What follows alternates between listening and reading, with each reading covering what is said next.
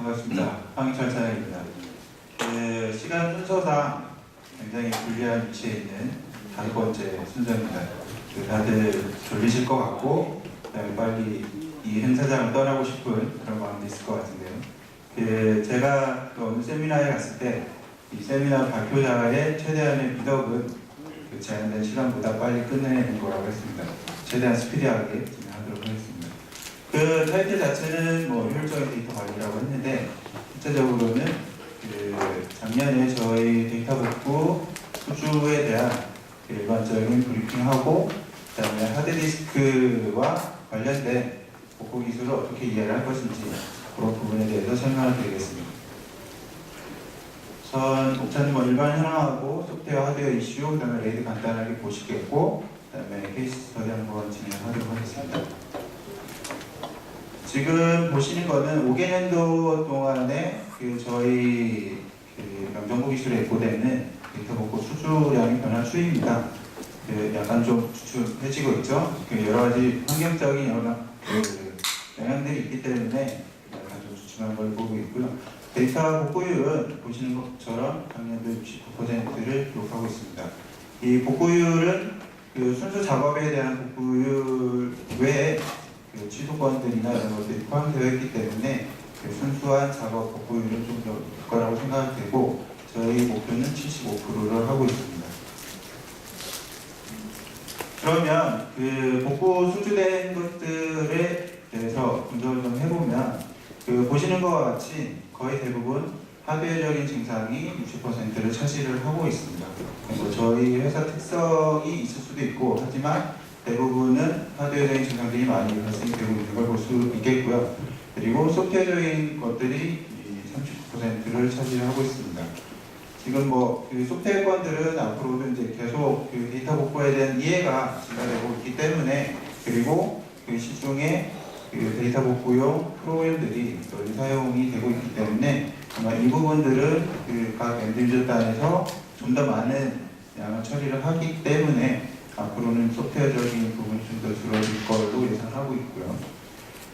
그리고 복구율을 보시면 하드웨어적인 것에 대해서는 약 69%의 복구율을 보이고 있고요.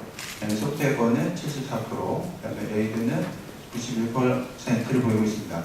레이드가 91%를 보이는 것은 여러 가지 복구 기술적인 측면, 그다음에 레이드의 안정성 등에 기반한 것들을 분석을 하고 작업을 하기 때문에 91%를 보이고 있습니다. 그래서 서버 제품이나 나스 제품들의 복구 이슈가 있다면 거의 대부분은 복구가 된다고 판단하시면 되겠습니다.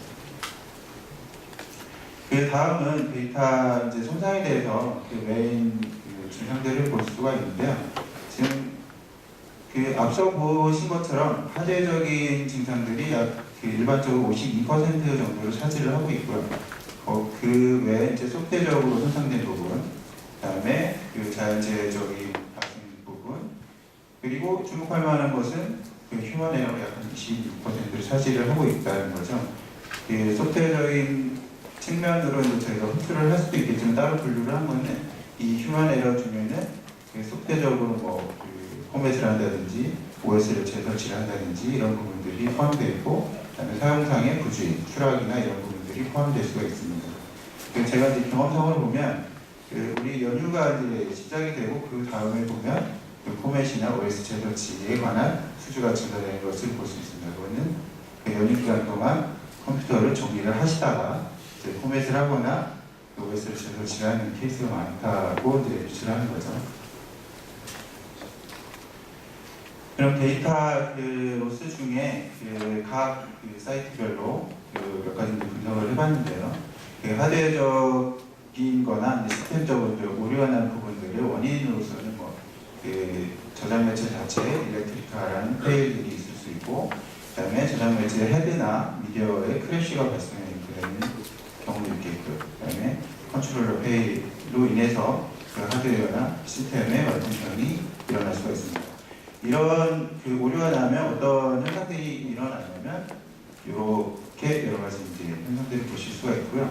그다음에 어쨌든 이런 이유로 인해서 발생되는 거기 때문에 이런 데이터 손실을 방지를 하기 위해서는 우선 정전이 사실에 대해서 유의를 해주시면 좋겠고, 그 다음에 그 컴퓨터 사용 환경이 대부분 뭐 가정이나 사무실이 될 수가 있겠는데요.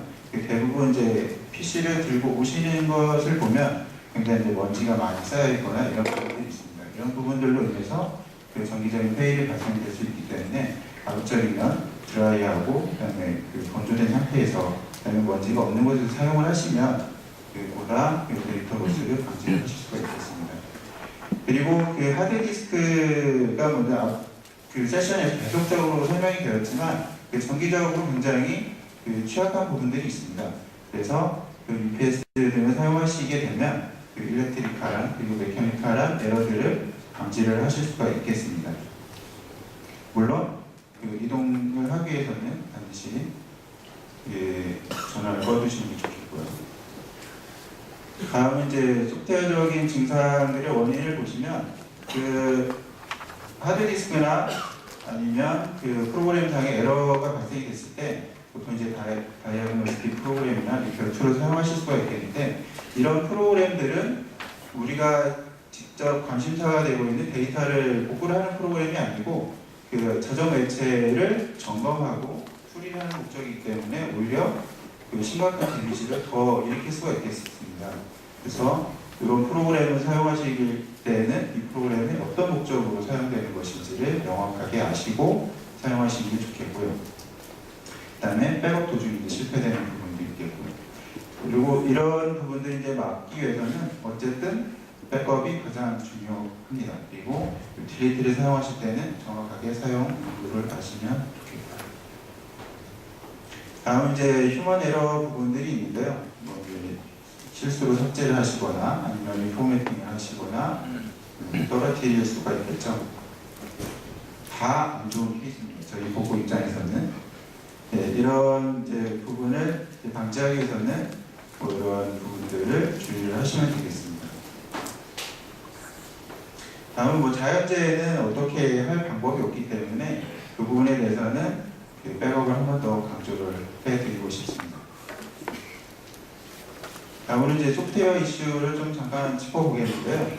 그 일반적으로 파일 삭제나 아니면 포매팅을 하거나 OS를 재설치하는 부분들은 아마 대부분 그 복구 프로그램을 이용해서 스스로 처리가 가능하실 걸로 보고 많이 접해 보셨을 거라고 생각이 돼서 그 부분을 생략을 했고요. 그 대신에 그 파일 암호화 부분하고 리뷰스 포맷 부분은 두 가지만 깜짝 짚고 넘어가겠습니다. 크게 이제 암호화 부분은 이제 파일이나 폴더 레벨로 그 암호화를 하는 부분들이 있고, 그다음에 그 폴트 인크립션 부분이 있는데 그 부분에서는 이제 소프트웨어 방식하고 하드웨어 방식으로 이제 나눠볼 수가 있겠습니다. 대표적인 프로그램들은 뭐 EFS나 아니면 비트라커, 세이프부트, 세이프가드 등이 있겠고, 그다음에 하드웨어 제품들은 각 제조사 벤더마다 그 부유한 그 제품들을 출시를 하고 있습니다. 그리고 각 그 인크립션 방식의 특징들을 보면 뭐 플랫폼들은 대부분 이제 지금 환경이 윈도우즈 7 기반이기 때문에 대부분 다 지원을 한다고 보면 될 것 같고요. 그다음에 그 나중에 그 암호화된 부분을 해제를 하거나 아니면 그 데이터 부분을 이제 다시 복구를 하기 위해서는 그 EFS 같은 경우는 인증서가 반드시 필요로 하고요. 그다음에 비트라커 같은 경우는 인증번호, 비밀번호가 되겠죠. 세이프부트는 세이프가드는 그 개인 비밀번호하고 그다음에 관리자가 부분은 SDDB 같은 그런 그 DB 파일이 동시에 있어야만이 그 데이터 복구를 하실 수가 있겠습니다. 그래서 그 강조를 하고 싶은 거는 그 대부분은 그 기업체에서 쓰신다면 대부분 세이프부트나 뭐 비트라커 등을 사용하실 걸로 되는데, 중요한 거는 이런 인증서나 그 비밀번호 부분을 그 백업을 하실 수가 있습니다. 이 부분을 잘 관리를 하시고 백업 정책을 세워두신다면 향후에 장애가 발생이 됐더라도 복구를 하실 수 있는 여지를 만들 수 있기 때문에 그 부분을 좀 신경을 써주셨으면 좋겠습니다. 그리고 하드웨어적인 제품을 보시면 그 뭐 이런 웨스턴 디지털에서 나온 제품들이 대표적인 모델이라고 할 수 있겠는데요.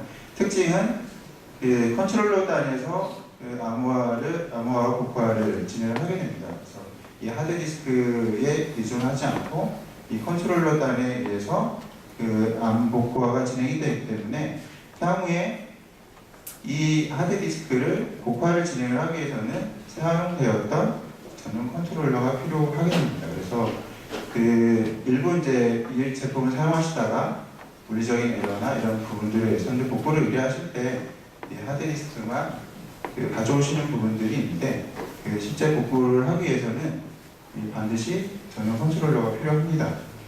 네, 만약에 이 전용 컨트롤러가 이제 에러가 생겨서 맡기셨다면 복구가 불가능할 수 있겠죠.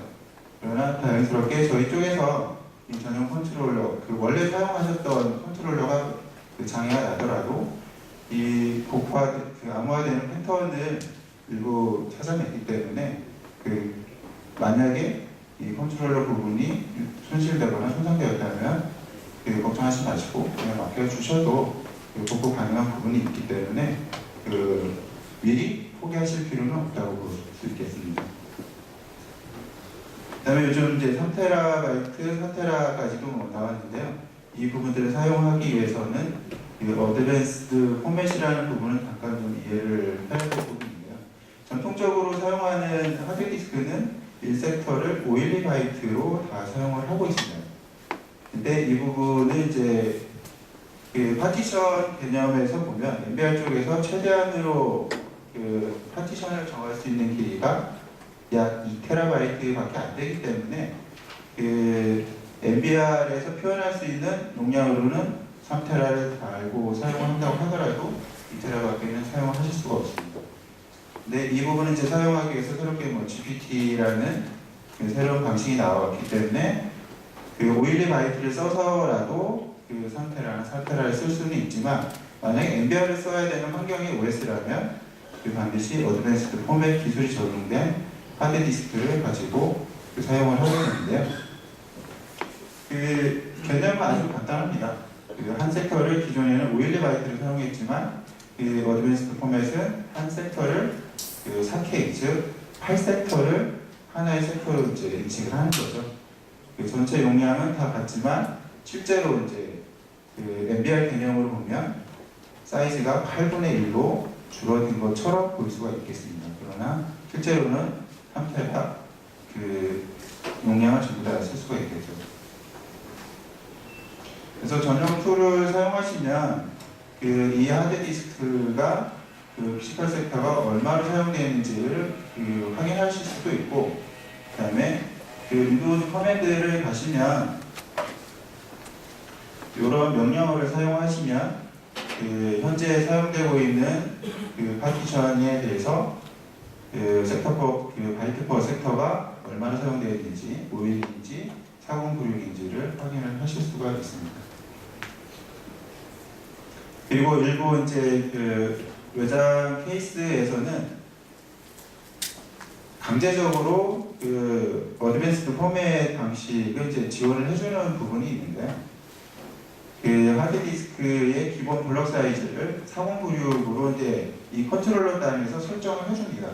그러면 이 하드디스크에 3TB 하드가 들어있다고 하더라도 MBR을 이용해서 사용을 하실 수가 있습니다. 즉 이렇게 바뀌게 되겠죠. 그래서 충분히 MBR 쪽에서 그 이 3TB 그 하드디스크를 다 표현을 해줄 수가 있고 사용도 가능하게 되겠습니다. 이게 약간 좀 비교를 해봤는데요. 그 같은 3TB라고 하더라도 512바이트를 1섹터로 한다면 맥시멈 LBA가 이렇게 되겠고요. 그 다음에 그 4096바이트를 1섹터로 하는 어드밴스드 포맷을 사용했다면 그 실제 맥시멈 LBA가 8분의 1로 줄어드는 것을 볼 수가 있겠습니다. 그래서 가끔 이제 그 복구 서비스를 하셔야 될 상황도 생길 텐데 이 부분이 줄어들었다고 해서 그 실제적 물리적인 사이즈가 줄는 건 아니라고 보시면 되겠습니다. 다음은 하드웨어 이슈를 좀 보겠는데요. 뭐 앞서 그 하드 디스크의 뭐 이해나 뭐 이런 부분들 계속 설명을 했지만 저도 나름 준비를 했기 때문에 다음 영상을 잠깐 보도록 하겠습니다. 자, 지금 하드웨어 증상들은 보시면 저희 쪽에서 인식 불가가 한 61%, 그다음에 배트 섹터가 24%, 그다음에 미디어 손상, 스크래치나 이런 부분들이 10% 정도를 차지하고 나머지 부분들이 차지하고 있습니다. 이 수치는 약간 이제 변동성이 있긴 하지만 대략적으로 물리적으로 페일한 부분들에 대해서는 인식 불가 부분이 가장 많은 부분을 차지하고 있죠. 그러면 하드디스크가 왜 이렇게 페일이 나는지 영상을 잠깐 한번 보도록 하겠습니다. An electric motor spins the hard drive's disk at exactly 7,200 revolutions per minute. The circuit board keeps the speed constant. And here's the crucial part, the actuator arms that hold the read-write heads. The ends of the arms are split, and right in the middle ride the disk platters. But the heads never actually touch the disks. The space between the head and the surface of the disk is 5,000 times thinner than a human hair. The heads float on a cushion of air created by the spinning disks. An absolutely essential cushion that prevents the head from crashing on the disk. And what a crash it would be. Talking about a crash is not only a metaphor. At these tiny scales, the weight of the heads really compares to the weight of a 747 airplane. A 747 airplane packed with 100,000 passengers, flying at 60 miles per hour, 1/100th of an inch from the ground. Ouch. There's no friction to slow things down, so the arms can move the heads to write or access data up to 60 times per second. The engine that drives the arms is invisible because it's an electromagnetic system driven by two forces of nature, electricity and magnetism, which makes the arms move back and forth across the disk at lightning speed. That's it for the components. Now here comes the data. The data is stored inside tiny concentric tracks on the disk's surface. During manufacture, up to 200,000 of these tracks are created on the disk. Each track is divided into sectors. A map of the tracks and sectors in the printed circuit board tells the heads exactly where to read or write information. The surface of the disk is smooth and shiny, but look closer. It's way more complicated. A magnetic film on the surface memorizes all the information. The heads magnetize microscopic sections of the film and store the data in a sequence of ones or zeros. Each one or zero is called a bit. The value of each bit is determined by the orientation of its magnetic field, plus or minus. And it doesn't take long for the bits to add up. One high-quality photo can take up 29 million bits spread across 12 different sectors of the disk. This sounds incredibly massive, but in reality, a stupefying quantity of bits can fit in an extremely small space. Each square centimeter of the disk's surface holds 31 billion bits. Now that's space saving. A hard disk stores and recovers a phenomenal amount of information at speeds that defy comprehension. Using the power of magnetism, the shiny surface of a hard disk can store the contents of several sets of encyclopedias, or hundreds of thousands of images. Easy. The hard disk really is an amazing, shrinking machine. Squeezing... 여기까지 보겠습니다. 전체적인 도식은 계속 봤던 부분이기 때문에 금방 이해가 되실 부분이고, 하드디스크가 물리적으로 왜 장애가 발생하는지 주요 부품들을 보면 PCB 쪽 장애도 있고요. 그 다음에 대부분은 이 헤드스택의 부분이 장애가 많습니다. HSA라고 하죠. 헤드스택 어셈블리. 그 다음에 플래터가 물리적으로 손상된 부분은 어쩔 수 없는 부분이죠. 그래서 대부분의 물리적인 장애는 PCB, 그 다음에 헤드, 플래터 세 부분으로 볼 수가 있고, 그 다음에 요즘 외장 하드 많이 사용하시기 때문에 스핀들 모터 부분에 장애가 발생이 될 수도 있습니다. 그래서 여기 보시면 이게 이제 헤드고, 그 원리는 앞서 설명을 했기 때문에 구체적으로 설명하지 않고, 중요한 사실 한 가지는 이 헤드라는 부분이 디스크 표면을 계속 떠다니고 있다는 거죠. 떠다니고 있다는 것은 이 슬라이더에 의해서 플래터에 손상을 줄 수 있다는 겁니다. 그래서 이 하드디스크의 사용 중에는 이동이나 충격을 반드시 제거를 해주셔야 됩니다. 그리고 헤드 크래쉬를 촬영한 부분, 또 이런 부분들 때문에 미디어에 스크래치나 이런 부분들이 발생되죠. 네, 다양한 스크래치, 미디어 데미지 부분들을 보실 수가 있겠습니다. 그리고 모터 부분은 지금은 전부 다 FDB를 사용하기 때문에 조용한 환경 속에서 하드디스크 구동할 수는 있겠지만, 지금 여기 보시면 샤프트하고 그다음에 스러스트 부싱 부분 요 사이가 굉장히 좁습니다. 그 사이에 지금 유체를 채워놓고 있는데 하드디스크 동작 중에 흔들림이나 아니면 장시간 사용에 의해서 이 부분에 마모가 생길 수가 있겠고요. 그 다음에 외부 충격에 의해서 이 샤프트가 수직이 아니고 기울어서 이 부분이 굳어지는 경우가 있습니다. 이런 부분들이 대부분 모터 불량, 스핀들 모터가 돌지 않는 모터 불량 증상으로 나오게 되는 거죠. 또 다른 모터 불량 말고 스핀들 모터가 멈추는 경우는 이 헤드가 디스크 표면을 붙잡고 있는 스틱션 증상인데, 이런 부분들은 모터는 정상이고 단지 슬라이더가 이 디스크를 붙잡고 있는 거기 때문에 간단하게 작업을 진행할 수가 있습니다. 그리고 이게 이제 전통적인 PCB 부분인데요.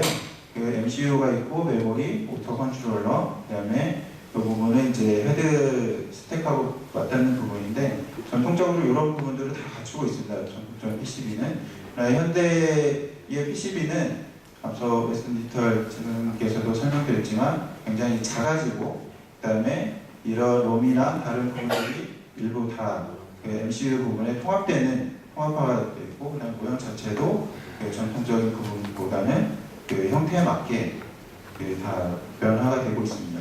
그래서 예전같이 이런 롬칩이 밖으로 도출이 되었다면 작업 자체가 용이성이 있겠지만, 지금은 롬칩 같은 경우가 다 MCU 부분에 통합화되었기 때문에 그런 데이터를 접근을 하기 위해서는 특별한 툴, 다음에 소개해드릴 PC3000이나 이런 것들을 이용해야만이 작업이 가능해지는 작업이 좀 어렵게 진행이 되고 있습니다.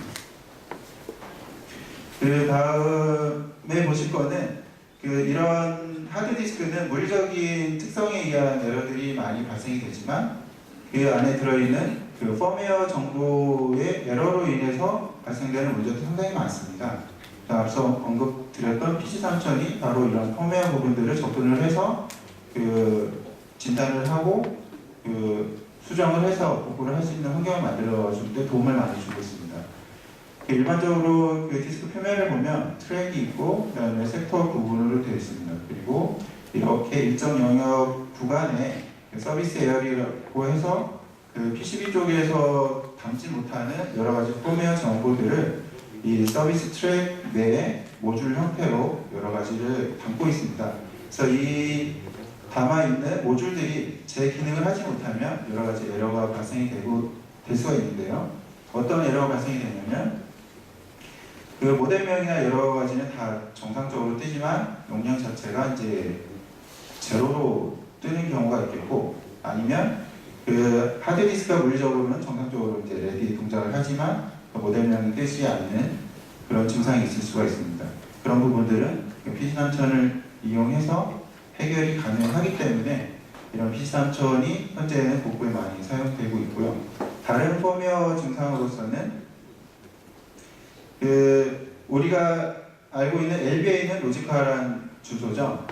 그러나 실제로 하드디스크는 피지컬하게 주소가 저장이 되어 있습니다. 그러면 이 로지컬한 주소하고 피지컬한 주소를 매핑을 해주는 부분이 있는데, 그 부분이 바로 트랜슬레이터라는 부분입니다. 이 트랜슬레이터도 하드디스크 서비스형 내에 모듈 형태로 저장이 되어 있는데, 이 부분이 제대로 기능을 발휘하지를 못하면 일부 섹터가 읽기가 가능하고, 그러나 그 이후부터는 읽기가 불가능하거나 아니면 전체 영역이 읽기 불가능한 이런 상태가 될 수 있습니다. 그런 부분들을 PC3000을 이용해서 펌웨어 에러라는 부분들을 분석을 하고 그 부분을 리페어를 해주면 그 전체 영역을 다 접근할 수 있는 상태로 만들 수가 있습니다. 그리고 이제 그 가장 골치 아픈 것이 사실은 벳섹터입니다. 여러분은 그 현업에서도 이런 벳섹터 부분 때문에 많이 어려움을 겪으실 거라고 생각이 드는데요. 벳섹터는 대부분 이제 물리적으로 그 플래터 표면이 손상이 되었기 때문에 생성되는 경우가 대부분인데 그렇지 않은 경우도 있습니다. 그래서 그 벳섹터를 이해를 하기 위해서는 디펙트 리스트를 이해를 해야 되고 그 부분에는 P리스트나 G리스트라는 또 펌웨어 모듈이 또 이해를 하셔야 됩니다. 그리고 그 트랜슬레이터 부분도 이해를 하셔야 되고요. 그러면 이런 벳섹터가 났을 때 그 논리적으로 벳섹터 난 부분이야 펌웨어적인 접근으로 해서 가능하겠지만 물리적으로 그 벳섹터 난 부분들도 있습니다. 즉, 이 헤드 채널이 있는데 이 채널이 전부 다 정상일 수도 있고 한 채널이 불량일 수도 있습니다. 그러나 그 과거의 복구 방법으로 보면 이 상태에서는 복구를 할 수가 없었습니다. 왜냐하면 그 읽지 못하는 채널을 포기를 할 수밖에 없었습니다. 그러나 PC3를 이용하면 각 채널별로 헤드 맵을 만들어서 그 불량난 채널을 제외하고 나머지 채널을 이용해서 데이터를 익스트랙트 할 수가 있고 다시 한번 물리적인 작업을 통해서 나머지 그 섹터도 익스트랙션을 할 수 있기 때문에 이 부분도 굉장히 벳섹터 부분 처리에 있어서는 제가 아는 한 PC3이 가장 훌륭하다고 볼 수 있습니다. 그 레이드는 간단하게 소개를 하는 측면에서 넘어가겠습니다. 레이드 제로는 다 이해를 하실 수 있는 부분이 있고, 그 다음에 그 레이드 제로 같은 경우는 하드웨어적으로 인식 불량이 나면 데이터 접근이 안 되겠죠.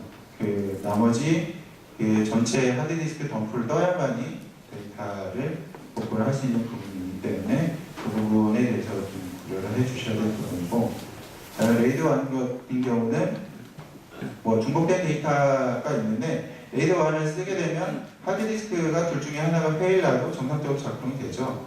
그러면 우리가 그 주기적으로 점검을 하지 않는 이상은 이 하드디스크가 언제 죽었는지를 알 수가 없습니다. 그런 다음에 나머지 하드디스크도 페일이 나게 되면 전혀 복구가 안 될 수도 있다는 거죠. 그래서 이 레이드 1을 묶어 놓으셨다고 하더라도 주기적으로 그 물리적인 상태를 점검을 하셔야 되는 부분입니다. 그 부분을 이제 보하는 것이 레이드 5라고 하는데요. 이 부분도 하나 정도 그 하드디스크 페일이 나면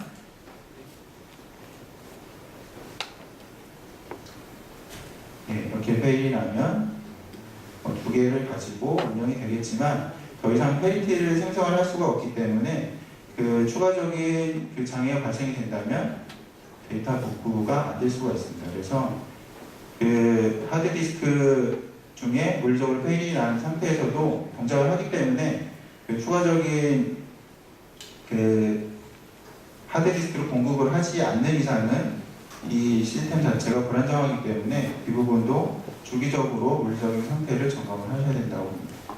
그리고 복구를 위해서는 그 교체된 하드디스크 외에 기존에 사용하셨던 교체되었던 하드디스크도 같이 의뢰를 해주시는 게 복구율 상승에 많이 도움이 되겠습니다. 그리고 케이스 스터디 부분은 우리가 이제 물리적인 측면에서 복구를 바라보는 케이스 중에 어떻게 보면 종합 선물이라고 볼 수가 있는데, 지금 초기 증상은 그 하드디스크가 심해 장시간 침투가 되었고, 그 다음에 해수 및 침전물에 의해서 오염이 상당히 되었던 상태입니다.